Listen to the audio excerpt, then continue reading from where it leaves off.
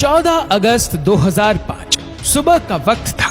Flight 522 Cyprus के लार्नाका international airport से Greece के एंथेस इंटरनेशनल एयरपोर्ट जाने के लिए तैयार थी। सुबह के करीब 9:07 पर फ्लाइट ने उड़ान भरी। उस समय इसमें 115 पैसेंजर्स और 6 क्रू मेंबर सहित 121 लोग सवार थे और उसे उड़ा रहे थे 58 वर्षीय German contract base pilot Hans Jurgen Merten, जिन्हें कुल 16,900 फ्लाइट आवर्स का अनुभव था। वहीं इनके ठीक पास में एक और पायलट मौजूद थे जो प्लेन का कमान संभाल रहे थे। उड़ान भरने के 5 मिनट बाद यानी कि 9:12 पर प्लेन 12,040 फीट की ऊंचाई पर पहुंच गया और इस ऊंचाई पर पहुंचने के बाद ही अचानक प्लेन में एक अलार्म बजने लगता है। जब इस अलार्म की जांच की गई तो पता चला कि ये take off configuration warning alarm था, जिसे देखने के बाद दोनों पायलट हैरान हो गए और वह इसलिए क्योंकि take off configuration warning alarm तब बजता है जब प्लेन ग्राउंड पर होता है और उड़ान भरने के लिए तैयार नहीं होता। ऐसे में 12,000 फीट की ऊंचाई पर इस अलार्म के बजने का मतलब दोनों पायलट को समझ नहीं आ रहा था। स्थिति की गंभीरता को भांपते हुए उन्होंने एटीसी यानी एयर ट्रैफिक कंट्रोल से संपर्क साधना ही उचित समझा।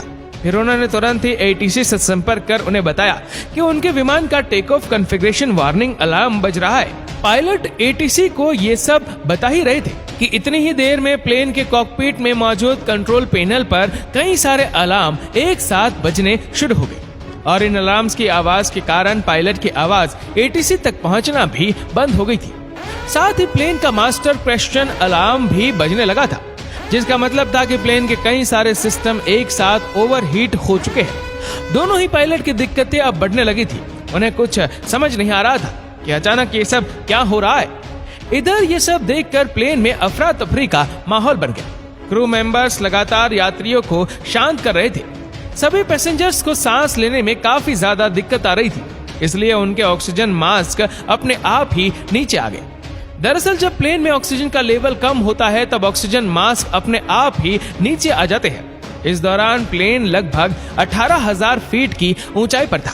पायलट बार बार एटीसी से संपर्क कर उन्हें अपनी समस्या बताने का प्रयास कर रहे थे, लेकिन उनकी बात एटीसी तक पहुंच नहीं पा रही थी और कुछ ही देर में प्लेन का एटीसी से कनेक्शन भी पूरी तरह टूट गया।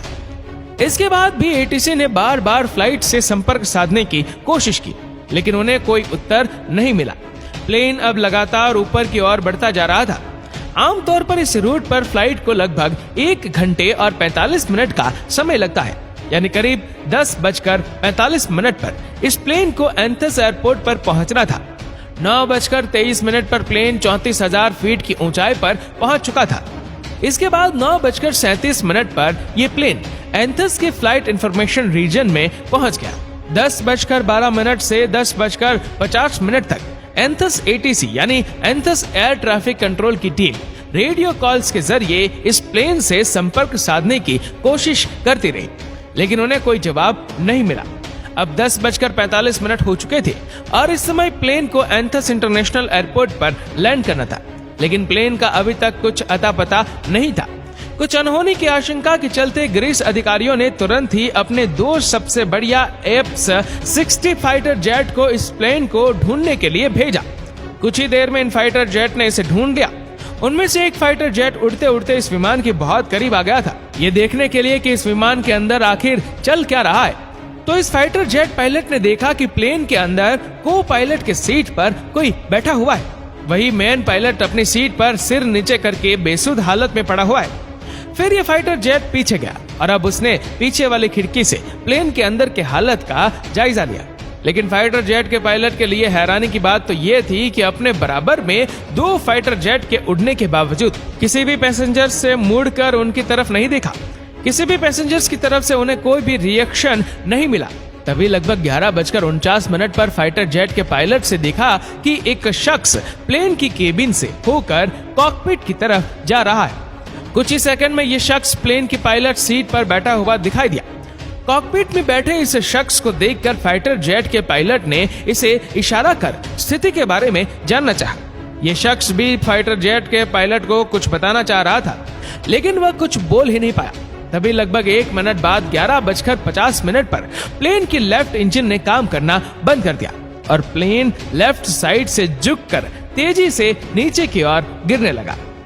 पायलट सीट पर बैठा शख्स उसे कंट्रोल करने की कोशिश तो कर रहा था, लेकिन वो उसे कंट्रोल कर ही नहीं पा रहा था। ठीक 12 बजे प्लेन के राइट इंजन ने भी काम करना बंद कर दिया। प्लेन का कंट्रोल अब पूरी तरह से खो चुका था। 12:04 पर प्लेन अधेन से लगभग 40 किलोमीटर दूर पहाड़ियों में जाकर क्रैश हो गया और उसके क्रैश होने के साथ ही इसमें सवार क्रू मेंबर समेत सभी 121 लोगों की मौत हो गई। दोस्तों, एक बार महसूस कीजिए उस पल को जब 121 यात्रियों से भरा ये प्लेन पहाड़ से टकराया होगा तो क्या गुजरी होगी उन फाइटर जेट के पायलट पर, जिन्होंने लोगों को अपनी आंखों के सामने जाते हुए देखा होगा और वह इनके लिए कुछ भी नहीं कर पाए होंगे। दोस्तों, इसके बाद फ्लाइट 522 के क्रैश होने की खबर सभी जगह आग की तरह फैल गई। तुरंत रेस्क्यू ऑपरेशन चला गया। सभी 121 लोगों की डेड बॉडी को एक एक करके ढूंढकर बाहर निकाला जाने लगा। लेकिन जब हादसे में मिली कुछ लोगों की डेड बॉडी की ऑटोप्सी की गई तो एक चौंका देने वाली बात सामने निकल कर आई। दरअसल जहाज में मौजूद ज्यादातर सभी लोग और पायलट प्लेन क्रैश होने से पहले ही मर चुके थे। तो अब यहाँ सबसे पहला सवाल ये था कि जब पायलट प्लेन के क्रैश होने से पहले ही मर चुके थे तो लगभग 2 घंटे तक प्लेन का कंट्रोल किसके पास था? तो दोस्तों, हमने वीडियो की शुरुआत में एक व्यक्ति का जिक्र किया था, फ्लाइट अटेंडेंट एंड्रियान स्क्वाड्रोमो। जी हाँ, जो एंड्रियान स्क्वाड्रोमो ही थे जिन्होंने अभी तक इस जहाज को संभाले रखा था, क्योंकि अंत में उन्हीं की आवाज एटीसी को सुनाई दी थी। एंड्रियास ने करीब 5 बार मेडे मेडे कहकर मदद की गुहार लगाई थी। एंड्रियास के पास यूके कमर्शियल पायलट का लाइसेंस तो था, लेकिन उन्हें इतना एक्सपीरियंस नहीं था कि वह बोइंग 737 जैसे प्लेन को कंट्रोल कर सके। लेकिन इसके बावजूद वो विमान को घनी आबादी के क्षेत्र से दूर ले जाने में कामयाब रहे। जब एक्सपर्ट्स ने इस घटना के पीछे की वजह जानने के लिए जांच शुरू की तो उसमें सामने आया कि जब प्लेन लेफ्ट साइड में झुक गया था तो इसके कारण ये था कि प्लेन के लेफ्ट इंजन फ्यूल खत्म हो गया था, लेकिन अभी भी इस हादसे की जड़ तक पहुंचा जाना बाकी था। तभी अचानक एक इन्वेस्टिंग ऑफिसर की नजर कंट्रोल पैनल के एक बटन पर पड़ी और यह बटन था प्लेन के प्रेशर को सेट करने का। इस बटन को देखते ही उस ऑफिसर को पूरी कहानी समझ में आ गई। आपकी जानकारी के लिए बता दें कि प्रेशराइज बटन पूरे जहाज में एयर का प्रेशर कंट्रोल करता है। जनरली जहाज के बाहर लगे इंजन बाहर की हवा को थोड़ा थोड़ा करके अंदर भी भेजते रहते हैं ताकि विमान के अंदर बैठे लोगों को ऑक्सीजन मिल सके। आमतौर पर इस प्रेशराइज बटन को ऑटोमेटिक मोड पर ही रखा जाता है और अगर कभी इसे मैनुअल मोड पर किया भी जाए तो कैप्टन और को पायलट को इसका ध्यान रखना पड़ता है।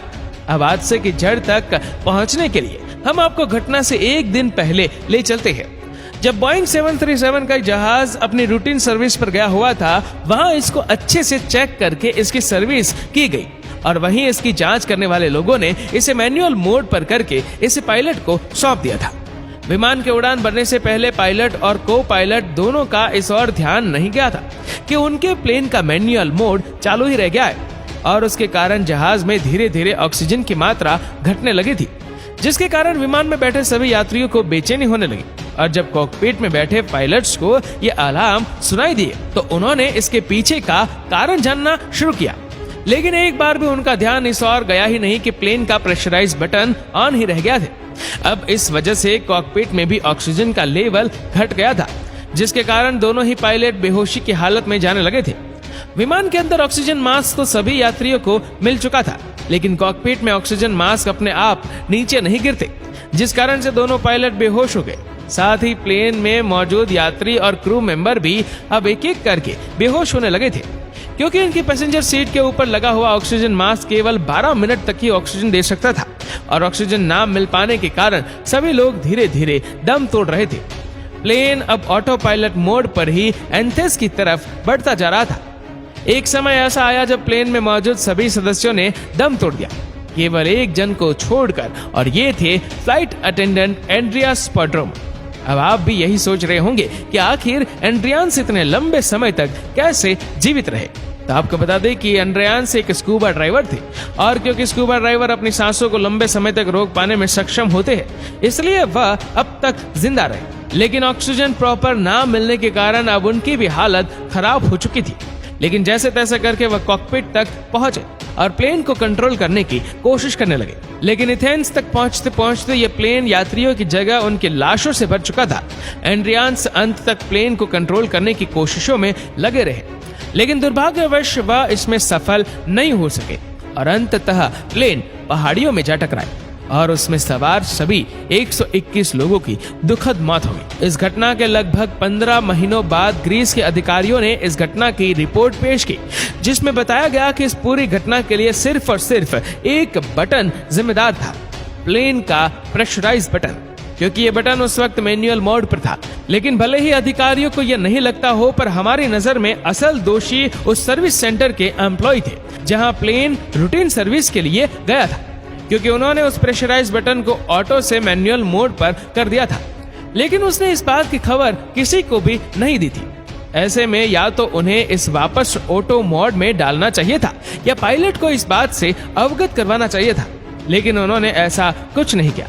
शायद अगर वह इतनी बड़ी लापरवाही नहीं करते तो उस दिन 121 लोगों को अपनी जान नहीं गंवानी पड़ती। दोस्तों, इस वीडियो को लेकर आपकी क्या राय है, नीचे कमेंट करके जरूर बताएगा। और अगर आपको वीडियो अच्छा लगा हो तो इस वीडियो को लाइक करेगा, शेयर करेगा ज्यादा से ज्यादा लोगों तक, और ऐसी ही और भी रोचक जानकारियों के लिए सब्सक्राइब करें हमारे यूट्यूब चैनल को और फेसबुक पर फॉलो करें हमारे पेज को।